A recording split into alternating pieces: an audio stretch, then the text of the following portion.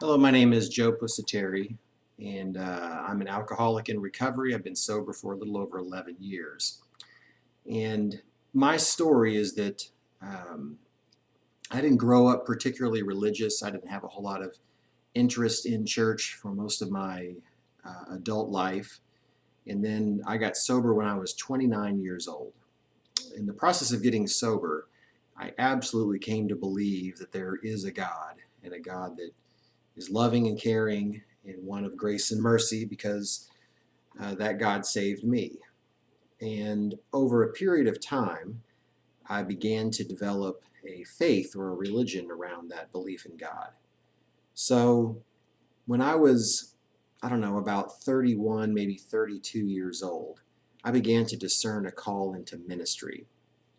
It began as just a call to go to seminary, which I thought was very strange because I didn't consider myself much of a Christian. And over time, that developed into a genuine Christian call to pastoral ministry, which is a story in and of itself. But anyway, in that process, there's a lot of things that I began to notice because I was occupying two worlds. So, on one hand, I'm becoming more and more familiar with church and how church works and how the Christian faith works, and learning about theology and this fellow named Jesus and so forth. And on the other hand, I'm going to 12-step meetings, and I'm observing how this fellowship of recovery works, how the 12 steps as a program of recovery works. I'm getting all kinds of exposure to things that are recovery related. So, one of the observations that I made that was always really striking to me was that you could go to a 12-step meeting, and in this meeting, you would see black and white, old and young, male and female, rich and poor, people who were lawyers, people who were homeless. You'd find people who were crazy, crazy liberal and crazy, crazy conservative, gay, straight, everything that you can think of in one of these rooms. And for the 1 hour that people got together, there was nothing but genuine love in that room. And it would be hard for me to describe, just how genuine that love is. You just have to see it for yourself. But suffice it to say that it wasn't like people were biting their tongue over their differences, and when they got out of that room, they began to hate each other. It was real. It's real, genuine care and concern and compassion for other people. And so people are able to transcend their differences, I suppose, in 12-step recovery. Then you go to a church congregation, and not always, but it seems like most of the experiences that I've had, at least in a church congregation, you see everyone of the same race, the same socioeconomic occupation. You see them coming from the same voting bloc, the same tax bracket, the same general political ideology. It seems like you have these homogenous clusters of people who all look, act, and feel the same way about everything for the most part. And to me, that betrays something. You can say that you're united over a common faith, but when you walk in and you see everyone who has the same race, the same culture, the same political beliefs, the same income, live on the same side of the railroad tracks, it makes you think, I don't think it's Jesus that pulls these people together. I think it's something else. But when you go into a 12-step recovery meeting, like I just said, the diversity itself, I think, speaks volumes for the power of whatever it is that holds them together. So what is it that holds them together? Well, I believe that it's a common understanding of a common affliction.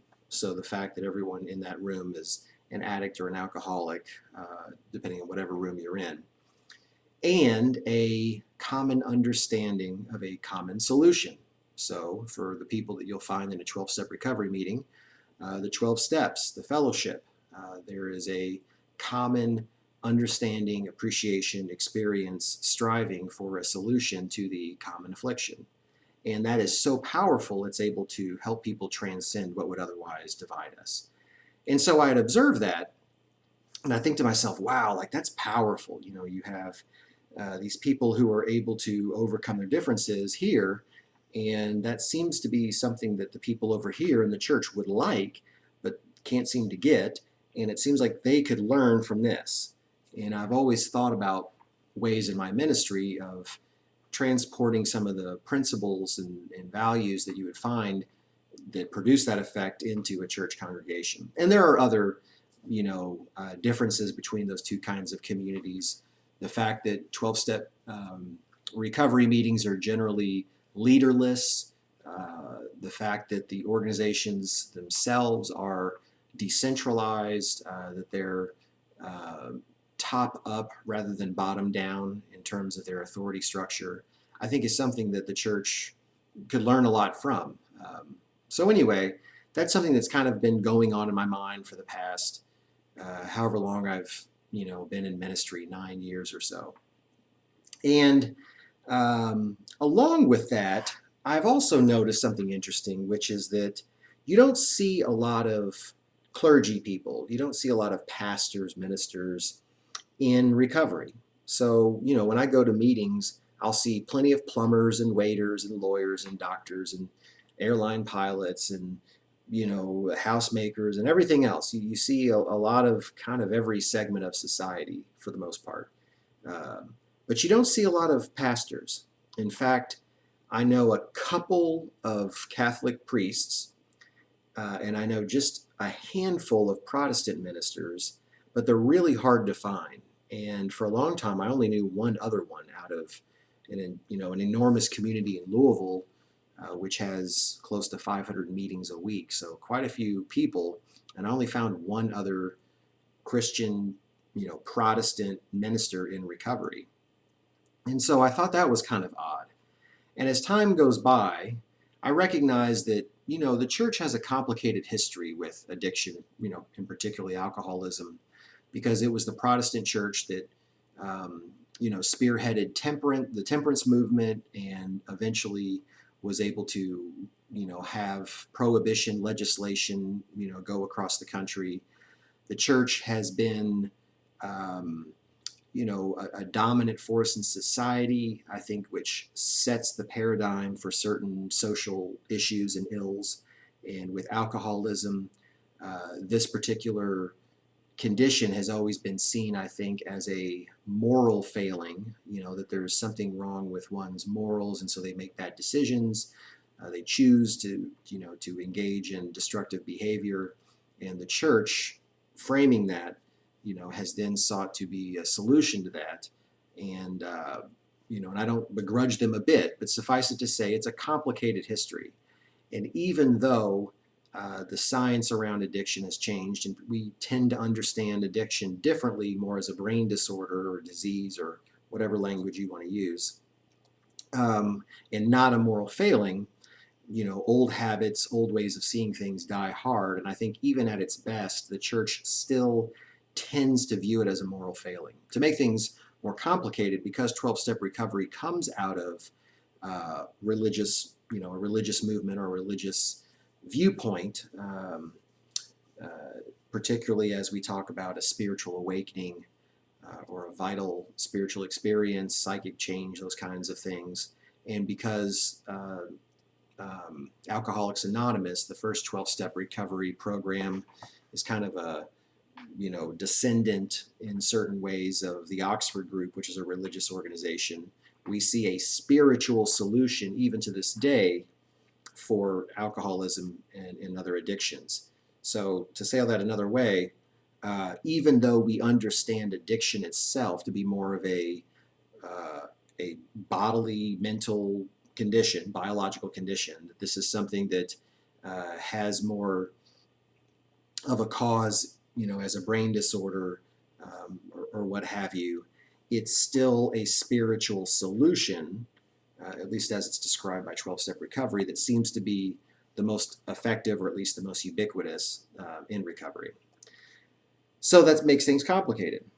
And so this year I went to our General Assembly in the Christian Church Disciples of Christ, and I noticed, and I've noticed this in the past, but for some reason this time around I was just really thinking a lot about it and paying attention to it, that there are no ministries, well, I don't want to say there's no ministries out there. I mean, there are churches that are doing great things, don't get me wrong.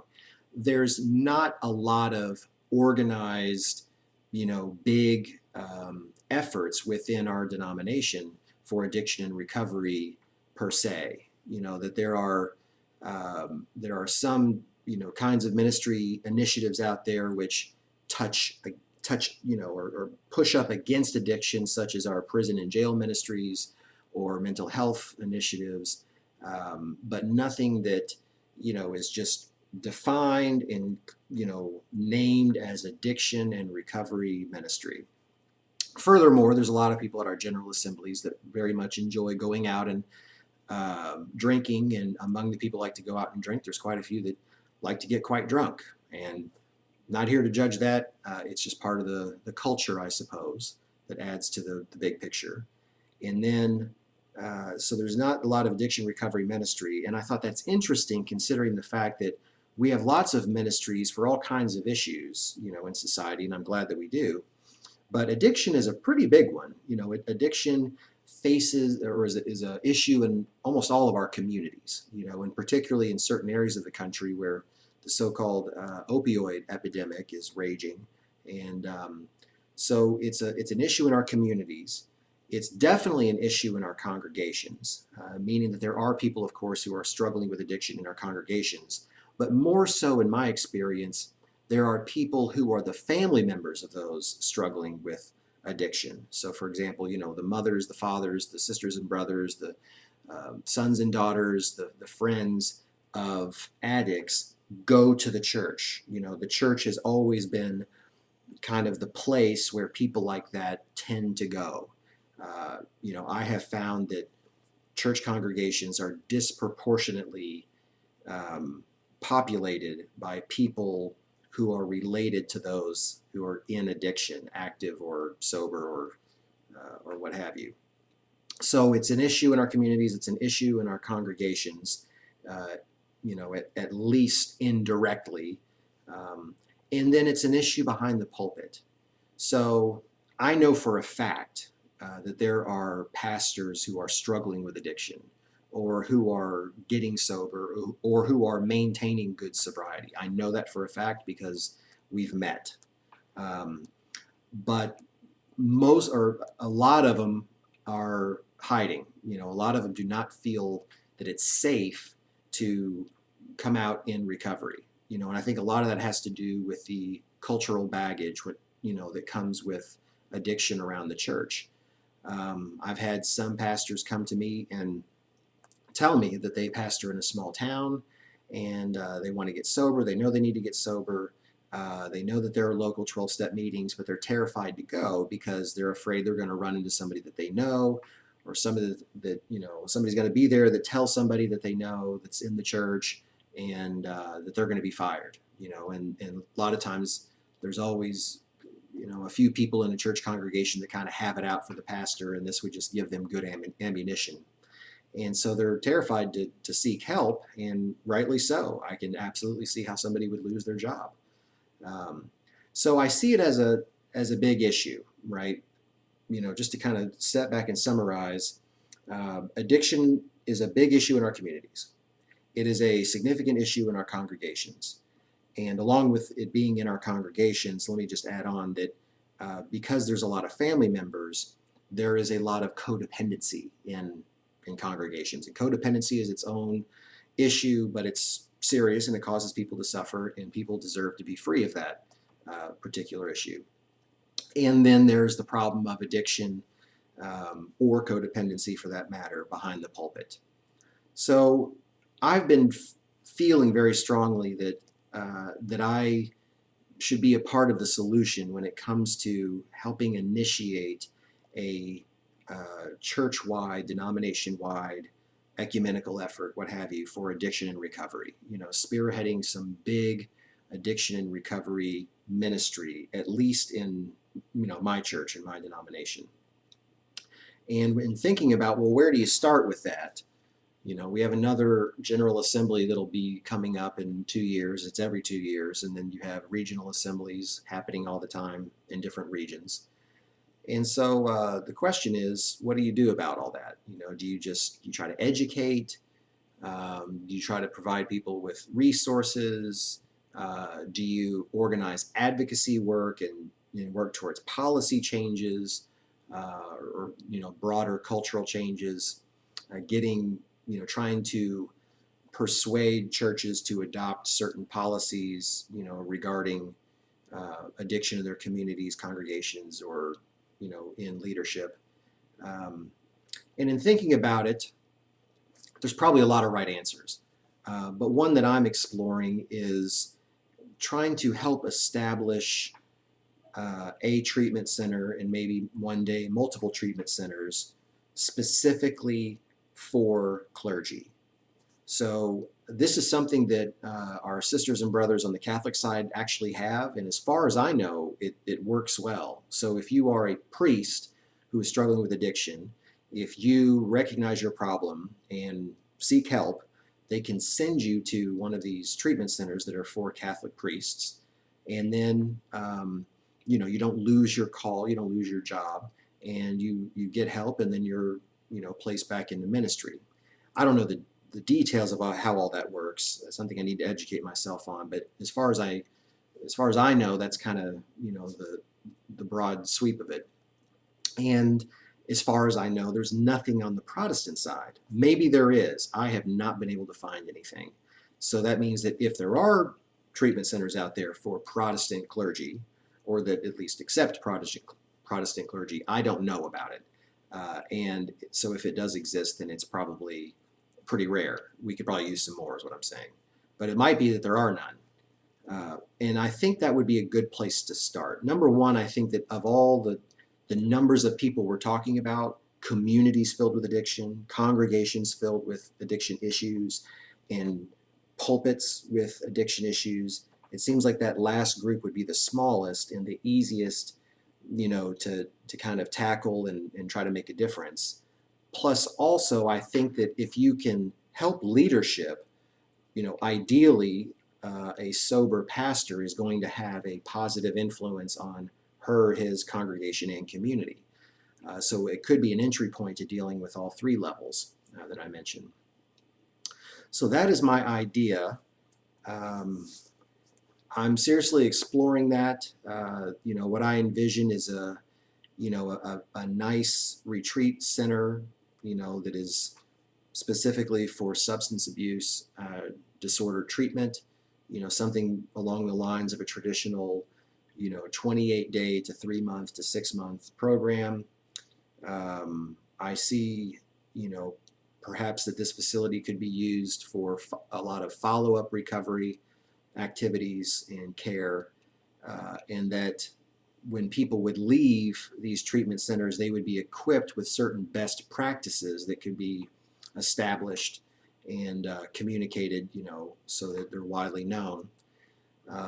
Follow-up aftercare, and then perhaps even some type of, mechanism that helps lessen the burden on the local congregation. So what I mean by that is, wouldn't it be nice if, Pastor Joe or Jane from small town USA comes to this treatment center, that their small congregation that worships, maybe 40, 50 people, does not suddenly, have to pay continue to pay the salary of the pastor who is no longer there, and pay, a pulpit supply pastor to come in. Wouldn't it be nice if whatever organization oversaw this treatment center had some funds available to, perhaps provide pulpit supply preachers, or perhaps this organization could network certain preachers, that would be available, who could go and preach, for a period of time in that area. I don't know. I'm just kind of thinking out loud here on that. And it'd be nice if somebody could go to this treatment center and not be saddled with, financial burden, debt, regardless of insurance situation. So anyway, these are my ideas, and I feel very strongly called towards that, and it's something I'm going to be praying about and something I'm going to be working on. All right, take care. God bless.